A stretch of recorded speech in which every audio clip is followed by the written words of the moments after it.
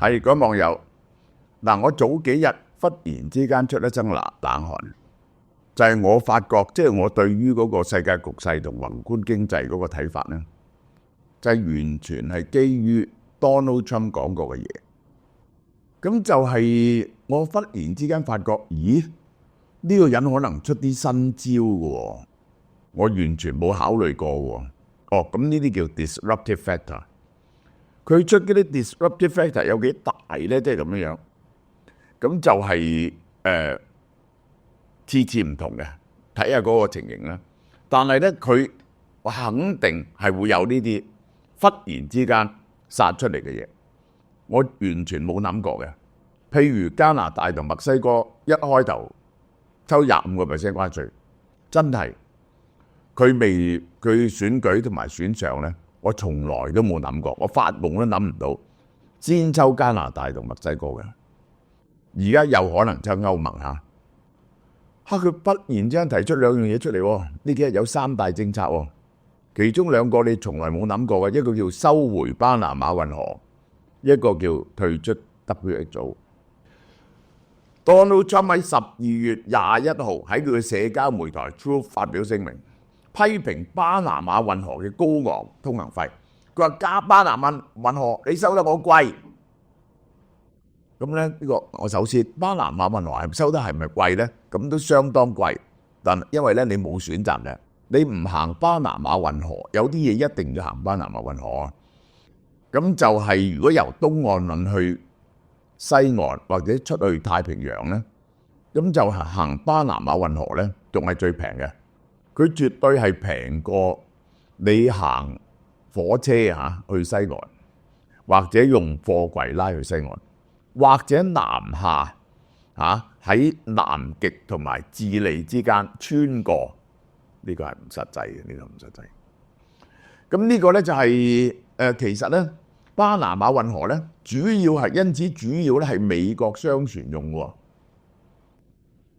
巴拿馬運河對美國海軍同埋商船收取嗱，你知好斤計價，係佢老豆教落佢嘅。佢整一個新髮型啊！美國海軍同商業船隻收取不公平而且不合理嘅費用，即係咧佢係唔係淨係對美國海軍，佢對所有船一致嘅，唔絕對冇歧視到美國。但係佢總之認為呢個過路費太過貴啦。美國係巴拿馬運河最大嘅客戶，佔每年通過呢個運河嘅3%，75% 都係美國嘅。佢而家要撳低呢個價錢俾你睇下。嗱，我覺得佢得嘅，佢做得到嘅，點解？大家睇下嚇，因為巴拿馬咧嗰啲乾旱啊，個運載量咧係少咗嘅，近年咧係少咗。巴拿馬運河全長82公里，唔係好長嘅啫。嗱，我要講俾你聽，佢原本咧就係蘇伊士運河呢一個成功之後，個法國工程師就走去掘巴拿馬運河。但係掘巴拿馬運河咧，佢集資咧就失敗咗，最後咧就係賣咗俾間法國公司，法國公司賣咗俾美國政府，美國政府就買咗呢個 right 翻嚟，然後咧就再同當時嘅哥倫比亞嗰時巴拿馬 under 哥倫比亞就攞咗俾$1000萬佢，攞咗永久嘅權益，然後開掘嘅。係由 Theodore Roosevelt 嗰陣時開掘咁一路去到第一次世界大戰爆發之前，因為咧點解失敗咧？就係咧當日咧佢係估唔到嗰個，因為佢哋係蘇伊士運河咧就係喺埃及掘啊嘛，佢估唔到熱帶叢林咁大鑊嘅2大問題。第一，熱帶叢林啲傳染病好犀利。俾蚊咬到啲黃熱病，美國人去掘巴拿馬運河都死咗38000人，哇！好似打場仗咁。而且太平洋同大西洋嘅水位差別好大，要做5個船閘，一級級升降啲水嘅。巴拿馬運河係個水面，因此個技術就非常困難。當日使咗$3.75億美金。咁咧就係而家嘅大約120億美金到，應該唔止。如果你真係試下去掘咧，1000億可以做到，屌嗱啲1000億啊！我哋起條高鐵啊，由西九啊去到深圳嘅，都1000億啊！個港珠澳大橋1000幾2000億，而家去掘咧就真係即係1、2千億都唔敢爆呢條運河，好困難嘅，好困難嘅。咁咧呢個因為當時咧就俾1000萬哥倫比亞政府同買咗個 right 出嚟，咁咧就係有永久嘅權嘅，美國係永久控制呢條巴拿馬運河，即係納翻少少錢俾當地政府嘅啫。咁就係有駐軍喺巴拿馬運河喎。咁後來第2次世界大戰之後，巴拿馬獨立咗，有民族意識，咁呢樣嘢似乎唔係好通啦。當時咧美國喺蘇伊士運河危機嗰陣時咧，美國都唔企喺英國、法國嗰邊話你新殖民主義恰人嚟，咁美國唔可以咁做啊，就開始商討點樣將巴拿馬運河交翻俾巴拿馬。結果咧就講咗好耐，1977年卡達政府簽署條約，1999年已經22年後個管理權交翻俾巴拿馬，而家係巴拿馬。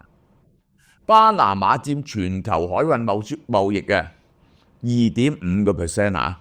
你似乎好少，其實係唔少噶啦，2.5%。每年有14000隻船經過。運河對於巴拿馬嘅經濟好重要，係該國貢獻3.1% 嘅國民生產總值，即係等於蘇伊士運河嘅收益當日對埃及好重要嚇。呢個巴拿馬運河對巴拿馬好重要。3% GDP， 咁呢個就已經好緊要啦。呢個就係 Donald Trump 特別提到中國影響力，強調運河只能夠由巴拿馬管理，唔能夠落入錯誤嘅手入邊。哇！呢樣嘢大鑊啦！大家知唔知巴拿馬運河邊個管理㗎？嗰間管理公司，巴拿馬兩邊嗰個港口，巴拿馬運河就巴拿馬國家管理，兩邊嘅港口係由呢個淡馬錫，係李嘉誠後來同淡馬錫合作㗎嚇。李嘉誠，咁你係咪受中國影響？一間香港公司，呢個就係和記控制，即係佢後來和記咧嘅碼頭業務咧就已經賣咗好多俾淡馬錫啦。其實大部係淡馬錫控制住運河兩端兩個港口。中國國有企業都係投資運河兩邊嘅基礎設施，呢個就係中國海外。中國交通建設銀行參加咗起巴拿馬科隆貨櫃港。嗱，呢個就係梗係李嘉誠請佢嘅。呢個公司曾經喺2020年俾美國商務部制裁嘅。Donald Trump 梗係覺得，如果有咩事，你塞咗條運河，我咪大鑊嚇。咁啊，第二，你而家咧就勒索我，收我好貴，條運河係我俾你嘅。如果巴拿馬冇辦法確保運河安全、高效而且可靠嘅營運，美國會要求巴拿馬無條件而完整地歸還翻條運河。我真係拍爛手掌。當日講好咗簽咗約，俾翻人，俾咗人可以攞翻嘅。唔係，我唔中意你管得咁差，收我錢，我攞翻。咁攞翻得。巴拿馬政府官員已經注意到 Donald Trump 嘅言論，未來幾日作出正式回應。作出咗回應啊！巴拿馬總統梅利諾10月20日發表聲明，喂，而家我哋擁有巴拿馬運河嘅主權喎，中國冇影響到個管理。至於佢指責運河收費非常荒謬，收幾多錢呢？坦白啲嚟講，一個運河收幾多錢呢？佢係做生意，梗係收到咧你肯俾嘅最多啦。如果佢再收到太過貴，咁啊曬小船行啊嘛，啱唔啱啊？咪小船行咯。如果佢收到太平，嗰條運河咧就係一定會太過擠迫。個運河只可以去到某種情況嘅船嘅 traffic， 所以呢個係一個博弈嚟嘅。最後嗰個定價咧就一定係個 optimum 嘅價錢。佢可以過幾多隻船，有幾多隻船去，同埋收幾多錢。個巴拿馬運河係可以賺到最多錢咧，佢一定係咁計算噶嘛？呢個係啊，做生意就係咁樣噶嘛。巴拿馬運河及其鄰近地區每一平方公尺都係巴拿馬嘅，繼續屬於巴拿馬，你冇權攞翻佢啊！我真係想睇 Donald Trump 會唔會派兵去攞翻巴拿馬嗱？如果 Donald Trump 派兵去攞翻巴拿馬運河咧，呢個係一個侵略行為嚟嘅，係會受到全世界嘅譴責嘅，包括歐洲在內。我話俾你聽，係冇人會企喺 Donald Trump 嗰邊，呢個實在係違反國際法嘅嘢嚟嘅。但係 Donald Trump 咁做嘅，我拍爛手掌。巴美兩國1977年簽訂嘅條約係雙方國會通過嘅，佢擁有運河區嘅主權。美國並喺1999 10月31號已經將條河交翻俾巴拿馬運河。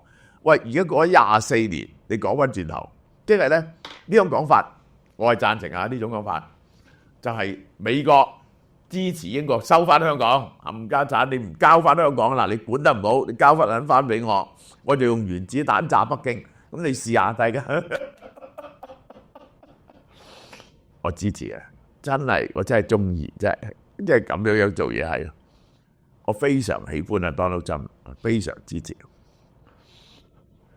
好啦，根據《金融時報》，Donald Trump 嘅外交政策本月同歐洲高級官員會談，透露咗新政府嘅軍事政策方向。佢話會繼續提供軍事援助，同時尋求結束戰爭，即係唔會即刻 cut 咗對烏克蘭嘅援助。我諗都唔會即刻 cut，因為一 cut 咧你就冇得好傾啊！你其實咧要恐嚇俄羅斯咧，你唔講和我就增加援助打敗你，咁樣俄羅斯先係好傾噶嘛。Donald Trump the art of the deal 係唔可以話反開個肚皮認輸俾人哋睇噶嘛。咁我相信佢會咁做。好啦，另一樣嘢咧又係驚恐嘅，我未曾聽過嘅，即係 Donald Trump 提出啲嘢咧，如果咁搞法咧，佢係半夜喺 Twitter 發文施行國政嚇，係唔問佢嗰啲團隊喎。呢樣嘢係冇可能嘅，要求北約成員將國防開支目標由2% 加到5%。嗱，呢樣嘢點解係荒謬咧？我話俾你聽，第一係美國自己咧都係3點幾個 percent， 美國都係3.1個 percent， 要求人哋加到5%。第二咧就係俄國打緊仗咧都係6%啊。歐盟咁大嘅經濟體系，你要嗰啲國家攞5%出嚟咧，要北約成員咧根本係不切實際嘅。2% 都做唔到，北約32個成員國入邊有23個係達到 GDP 2嘅啫。知情人士話：喂，真係唔合理，可能搣開佢啦，可能3.5啦，講數嗱，呢啲係有得講數。計劃將增加國防開支同更優惠嘅貿易條件掛鈎啊！呢個我又未聽過啊！你唔增加呢一個國防開支咧，我又抽你關稅。佢而家關稅咧係一把瑞士軍刀啊！你知唔知咩叫瑞士軍刀啊？嗰啲瑞士刀咧，接埋嗰啲咧係有10幾20樣嘢可以反到出嚟用噶嘛？呢個係佢變咗把瑞士軍刀，開罐頭啊，乜都得啊！根據白宮管理預算辦公室預測，2024年美國嘅國防開支都係3.1啫。好啦，10月20號，包括法國、德國、英國、意大利、波蘭北約主要盟友喺布魯塞爾同北約秘書長同澤連斯基開會。肖爾茨10月19號同 Donald Trump 通電話，非常有信心美國同歐洲會繼續支持烏克蘭。而家佢話暫時會支持啊，暫時會支持。我相信會支持。Donald Trump 雖然認為烏克蘭唔應該加入北約，但相信喺停火後咧，繼續供應武器就可以通過實力實現和平。只要賣好多武器，提供好多武器俾烏克蘭，最好提供個核彈俾烏克蘭，咁咧就會和平噶啦。烏克蘭總統澤連斯基如果冇美國嘅參與，歐洲對美國嘅防衛承諾係唔夠嘅，靠歐洲保證，歐洲冇力量保護，同埋嗰啲武器全部喺美國嗰度。澤連斯基希望喺共同價值觀、共同感情，大家都係民主國家喎。我哋好信美國喎，說服 Donald Trump。Donald Trump 係一個好堅強嘅人，擦鞋。我真係希望佢企喺我呢邊嘅，即係佢而家暫時咧就唔係企喺你嗰邊。北約盟國係討論明年6月喺領導人會議上面將軍費目標提升到3%。好多北約成員擔心，喂，提高咁多國防開支咧，就好艱難嘅財政決策。即係因為咧，你個決策乜嘢咧？第一，你可唔可以再提高個赤字咧？個赤字咧3%咧就係爆標嘅，呢個第一點。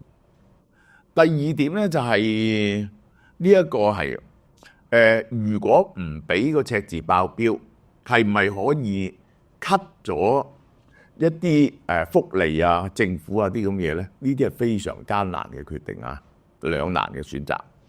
金融時報12月22日報導，Donald Trump 嘅政權交接團隊計劃喺出年1月20號就職當日就即刻宣布退出世界衛生組織。我會講俾你聽呢樣嘢點解好大鑊？呢舉使世衛組織失去最大嘅資金來源。美國喺2022-23年提供咗16% 世衛組織資金。如果少16% 咧，世衛係可以運作嘅，世衛可以運作。但係冇咗美國喺入邊，就係好，即係美國係一個好重要嘅地方，同埋世界上好多呢啲醫學嘅先進技術都喺美國。對於 pass 全世界關於流行病各種病嘅 information、疫苗嘅分佈，呢一個係關於嗰啲病嘅調查報告。喂，缺咗個大窿喎，冇咗美國係，美國變咗個黑洞喎，成樣嘢咧就係好難 function 喎。當然咧就中國亦都不負責任啦，啲數據不嗱，我講俾你聽嗱，有啲人質疑 WHO 嗱，我要講 WHO 咧固然喺呢個 Covid 嗰時咧有偏袒中國啊，但後來咧佢都要求中國俾人去調查嘅，譚德塞係而且話個調查結果咧譚德塞係唔信。但係 WHO 喺一啲唔係牽涉到中國嘅問題上，譬如呢個 monkeypox 呢個猴痘，或者係呢個流感，呢啲愛滋呢啲問題上，真係幫咗世界經濟、世界衛生好多嘅喎。大家流通呢啲 information， 同埋 share 一啲藥物啊，同埋疫苗啊，實際上係死少咗好多人喎。退出 WHO 就會第一 WHO 少咗錢，第二冇咗一個最先進嘅大國嘅醫療同埋衛生嘅資訊同埋技術。大家睇下，俾錢俾得最多嗰個係邊個啊？嗱，其實美國真係唔係俾好多，美國係俾5億、4億幾5億，咁係佔16%。美國係佔世界經濟嘅23% 噶嘛，所以佢咧係少過世界經濟嘅比例嘅。美國俾有個人俾好多錢嘅邊個啊？Bill Gates 同埋佢老婆個 foundation 幾乎俾美國咁多。英國又俾咁多，德國又俾咁多，你睇下 Bill Gates 個人都俾咁多錢，但係 Donald Trump 係好計較，幾億美金好計較。United Kingdom 俾咁多，德國、英國理事會、挪威、法國，嗱呢一堆人係歐洲嘅，你睇歐洲人總共俾幾多？歐洲喺呢度。然後呢度又歐洲，呢度又歐洲，俄羅斯都係歐洲嘅，咁就Bloomberg 捐咁多錢，呢個又係 Susan Thompson Buffett 又係人哋私人捐嘅，呢個 Luxembourg 歐洲嘅，歐洲加埋係比美國幾倍嘅喺世界衛生組織。呢個唔係恰你美國嘅啩。Georgetown 大學全球衛生法律教授高斯廷，美國退出係對全球衛生嘅一個災難性影響。美國退出之後，全球嘅衛生財源同領導力方面留下巨大嘅空缺，冇國家能夠填補呢個缺口。邊個去領導呢？冇人可以領導。前白宮新冠疫苗協調官吉哈話，交接團隊喺上任第一日就退出 WHO， 象徵性咁推翻拜登就職嗰陣時嘅決定。本來 Donald Trump 話退出 WHO， 拜登上任第一日就推翻 Donald Trump 嘅決定，所以以牙還牙，今次佢上任第一日就推翻拜登嘅決定。Donald Trump 團隊一部分成員希望留喺世衛組織推動改革，但係主張切斷關係嘅一方而家拗贏咗啦。呢個就係2020年間 Donald Trump 曾經啟動推出世衛組織嘅程序，話呢個組織受中國控制。當時個程序未完，2021年拜登就撤銷咗呢個程序。Donald Trump 提名咗好多個盟友做新政府衛生部門嘅要職，包括對疫苗持懷疑態度嘅小羅拔甘迺迪。哇！真係好笑，用呢條友領導衛生部門，呢個完全徹頭徹尾嘅陰謀論者，唔講科學論證嘅。呢個係專家預測，歐洲國家唔可能喺你退出之後俾多啲錢，而中國就可能再擴張佢嘅影響力喺世衛組織。中國係譚德塞話呢個組織希望同美國嘅決策者保持伙伴關係，大家去傾下啦，有咩事4466。而家 Donald Trump 3項重大政策，要求歸還巴拿馬，要北約俾5%，退出世界衛生組織。哇！招招咧都係令你好驚恐嘅。好，呢段講緊係各位網友嗱，今年咧呢一個農曆新年咧就好早啊，咁所以咧我哋咧就已經要迅速地推出農曆新年嘅禮盒嚇。咁呢個蕭太咧就搞咗2-3個月㗎啦，揀咗啲嘢出嚟。我先講個組合套裝俾大家聽先。其實啲產品咧你都可以獨自買嘅，我遲啲再介紹。呢個新年組合套裝咧有4樣嘢。第一就係呢個其實7件櫻糖嘅嚇，呢一種綜合吉野時櫻印象綜合餅乾禮盒，係有6種餅嘅，就係包括咗呢度有嘅堅果生巧夾心餅，呢個楓糖草莓鯽魚夾心，覆盆子玫瑰三文治餅。佢每一個咧都係非常之精巧嘅，7件櫻糖啲嘢真係好食嘅。呢個咁樣一盒。咁然後咧就係有呢個旋轉木馬嚇，呢一盒就係紅心番石榴酥。呢個咧係今年新興喎，以前我哋成日都食嗰啲鳳梨酥啦，今年就用芭樂整嘅，大家要試下。呢個係嚇。好啦，呢個好靚嘅旋轉木馬，呢個籃好得意啦，呢個藤籃，咁你去送嘢俾人好得意啦，紅色好吉利啦。佢入邊有乜嘢呢？係季節限定嘅煙燻烏魚子牛軋糖，我係食過，俾我食晒，係好好食嘅。有野生烏魚子喎，有澳洲嘅頂級夏威夷豆喎，然後呢就有蛇寶奶油餅乾、覆盆子夾心餅、金沙沙布列，亦都有紅心番石榴酥喺入邊嘅，當然係冇咁多啦。好啦，第4呢個好大盒嘅御璽珍藏禮盒嚇，係2層嘅，好多嘢嘅。呢一個係有乜嘢呢？就有呢個蝴蝶餅嚇，呢個又好香呢個。然後就有厚切夏威夷豆黑朱古力餅嚇，係冇糖嘅，呢一個係。然後有天堂果養生堅果塔，咁呢個呢就係用台灣嘅野生嘅木別果，慢慢用慢火煎熬嘅，口感十足。仲有夏威夷豆塔，個價錢係點呢？4樣嘢一大盒，港澳呢就台幣5690蚊，即係1400幾蚊啦。呢個美加英呢就台幣7895蚊，即係1900蚊到，1900蚊到。新碼咧就5990蚊，就係1400蚊到，仲送一個沈家花生俾你。截單日期咧就1月2號，就一定喺過年前咧寄到俾你。